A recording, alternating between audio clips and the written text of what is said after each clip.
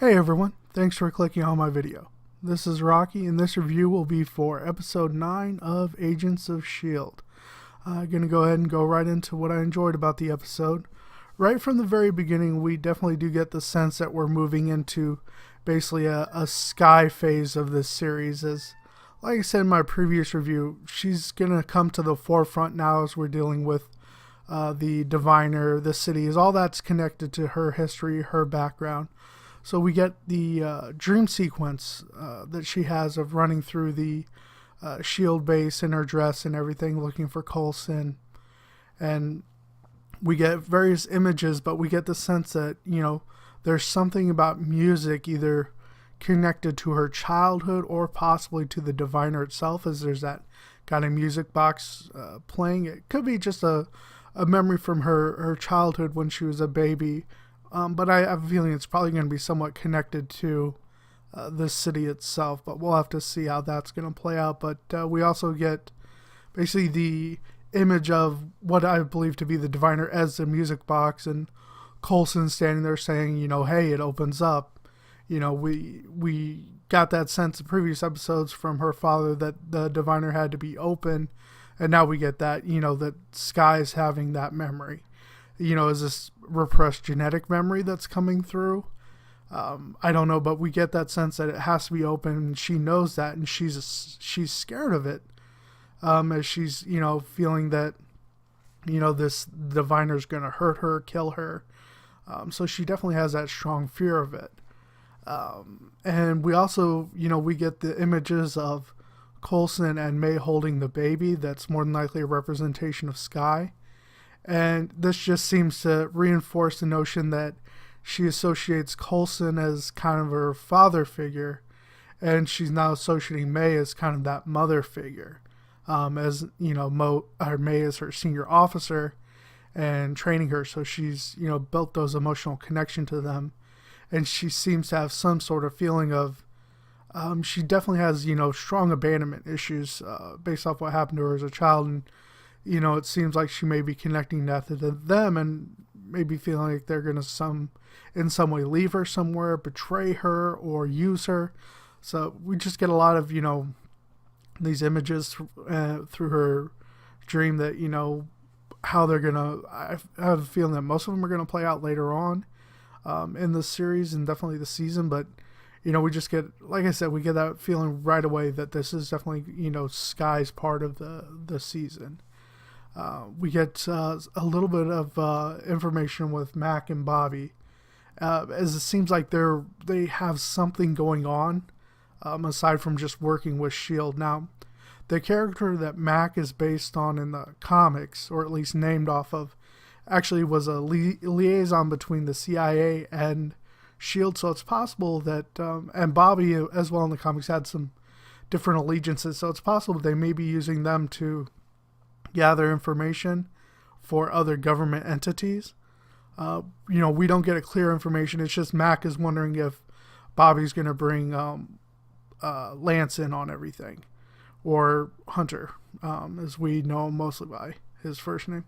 He's wondering if he's going to get brought into what's going on, as it's mentioned that Hartley was somehow involved in it, and she was the agent that Lucy Lawless played in the first couple episodes, and so we don't know what's going on with them, but there's something secret going on with them. We also get a lot of moments with Mack and Bobbi trying to get Fitz and Simmons to talk to each other. Mack with Fitz, of course, and Bobbi with Simmons. Just trying to help them heal that separation between their characters. I definitely hope this is something that does get worked out, because like I previously said, season 1, the Fitzsimmons moments were some of the best ones. I thought is just the chemistry between those two characters really drove a lot of the episodes, so it's something I definitely want to see come back. But we see that Simmons has been holding back information from Fitz, and Fitz is kind of just scared to talk to Simmons.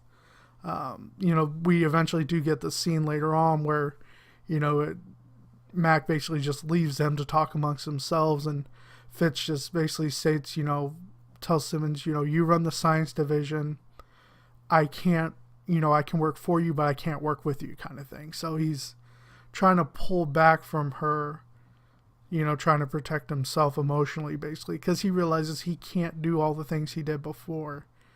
And, it still seems like Simmons in some way wants to have her old friend back, because, it seems like she doesn't necessarily love him the way that he, stated that he had loved her. So that's where that kind of misinformation is going on between those characters. So we get a little evolution of that relationship, but, not as much as I'd like to see at this point. Now, there have been a lot of images that leaked about the pictures of May with, kind of the scar on her face. Well, we find out in this episode that it's basically Agent 33 is still around, but for some reason it seems like she's probably stuck with that face because she was electrocuted with the mesh on her face in the previous episode. So that's why we saw those images. So now we don't necessarily get any May on May action like we were probably hoping for, but we do get to see, basically May on Skye action as the two fight. And, we definitely see the results of May's training, as Skye has definitely evolved quite a bit with her hand-to-hand combat. The fight scene was excellently choreographed. I really enjoyed there was a lot of flipping and moving and switching of guns and everything. It was very, very awesome choreography. Great camera work as well. We get the sense, definitely that Skye was still outclassed by Agent 33, but that could more than likely be due to the fact that Skye still wanted to try and help her because she was a S.H.I.E.L.D. agent before she was brainwashed.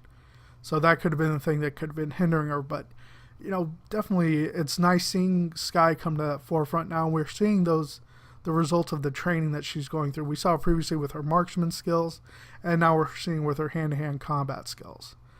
Now we also get to see Raina back finally.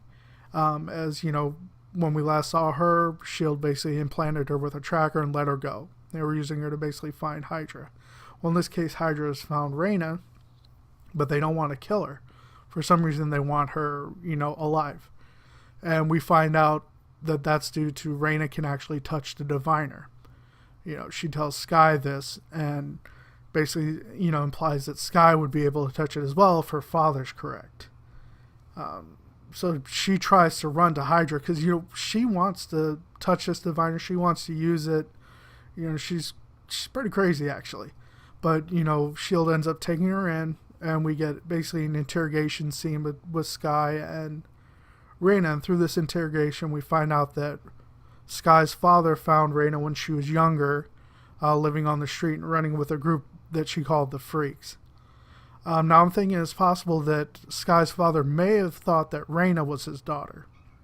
And that may have been what originally had him take her in. And this group of freaks she was around, they could have all been, descendants of basically the Inhumans.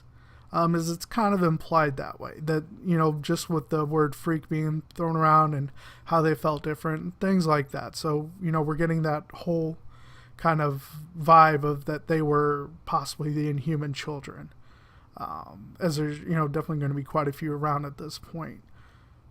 So she also tells basically a story that the ancestors and everything used to call the Blue Angels descending from heaven, and the ancients actually refer to these Blue Angels as the Kree. So we actually finally get the Kree actually named. As that alien race that we've seen previously, and, it was leaked that it was a Kree, and everyone pretty much could guess at this point that it was a Kree, that blue body that was found in Tahiti and everything like that. Now, the underlying feeling I got from this whole interrogation is that Raina definitely has some jealousy towards Skye, and the fact that she's actually touched a diviner, I think it gives her a little kind of, in her mind, a one-up over Skye, because Skye hasn't necessarily done that yet. So she's thinking, maybe she can't, maybe I'm better than her. I mean, she essentially kind of wants to be Skye in some ways, it feels like. So, she's no longer that sympathetic character that we were, kind of presented with earlier. I mean, she's back to being the Raina that no one really likes at this point, or at least I definitely don't, fond feelings of her character right now. So from that, we get back to our team in Puerto Rico, which is where the entrance to the city has been found. And we have Fitz send down the dwarf drones that we'd seen many previous episodes. And they get down near the bottom and something knocks them out. They're not sure what, so they need someone to investigate, so they send Mack. As again, Mack can basically fix anything, so, it makes sense to send him down there. So he descends down the pit, basically, and finds the drones are basically knocked out. Something, just shorted them out is what it appears. And when he touches the symbols on the ground, it basically seems to infuse him with some Kree energy, starting through his hand and working his way through his body. So we see that Kree writing and everything start popping up on his body. And he's screaming out in agony and pain, so they pull him back up. And we get this shot of his eyes kind of getting this like bloodshot look almost. And, we can tell that's not Mack anymore. And he attacks the team with, superhuman strength. And, he's taking everyone out. He gets hit by the night rounds, which at this point we've seen take pretty much everyone out, including the Absorbing Man previously in this season. But he shrugs it off. So we haven't seen that before. So that was, this is the first time we've seen any type of character do that. So it throws everyone off. And, he knocks Simmons away, and she almost falls down the pit, and Coulson goes after her.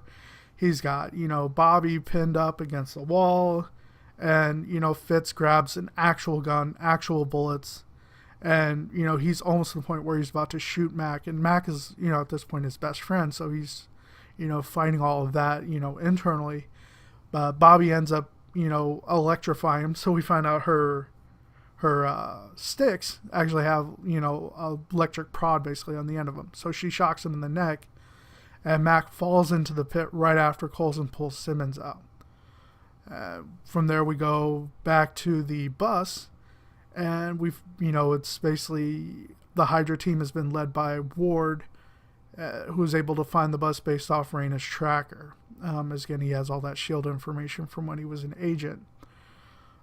So they, surround the bus basically and say, we need Raina or we're going to shoot you down. And they send Ward over to get her. Well, Ward actually takes her, but then also decides to take Skye as well. Because again, he's trying to fulfill his promise to her of taking her to her father. And he takes her away, and then Raina reminds her about the tablet that has the city map on it and gives her that little smile, and it's, it just reinforces that, don't like Raina right now.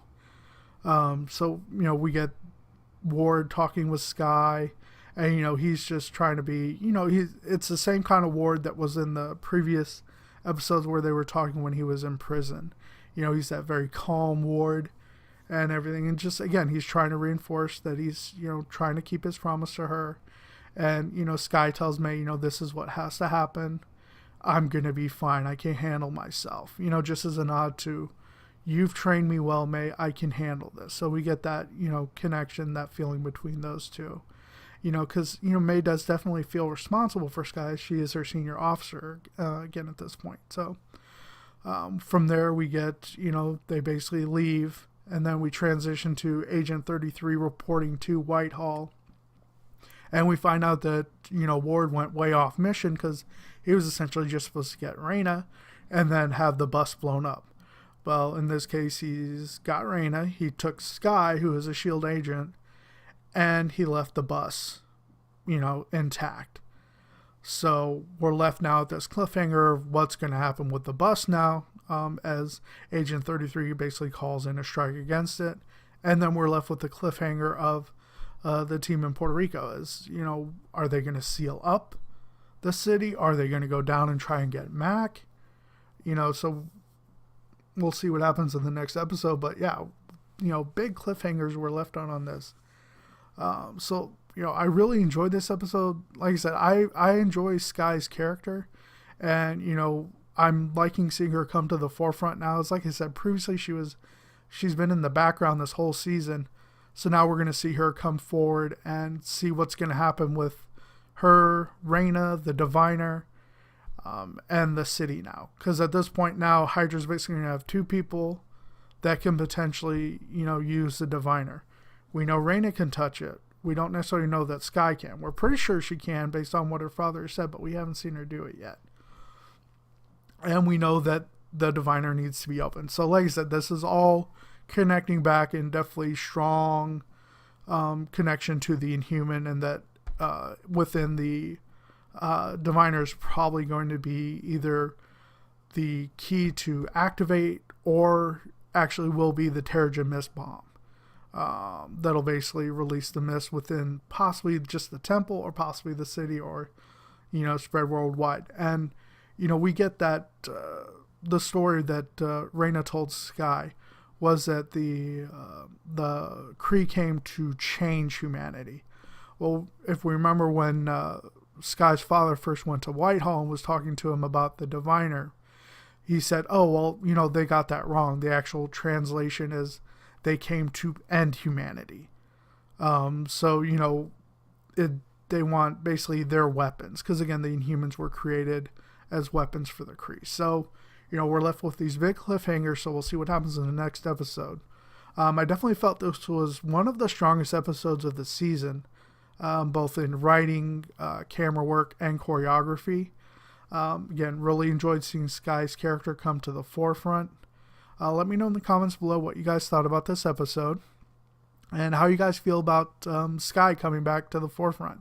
I know some people don't necessarily like her. Me personally, I think she's an awesome character, and definitely want to see how she's going to advance. And what do you guys think about Mack and Bobbi? What do you guys think they're doing behind the scenes?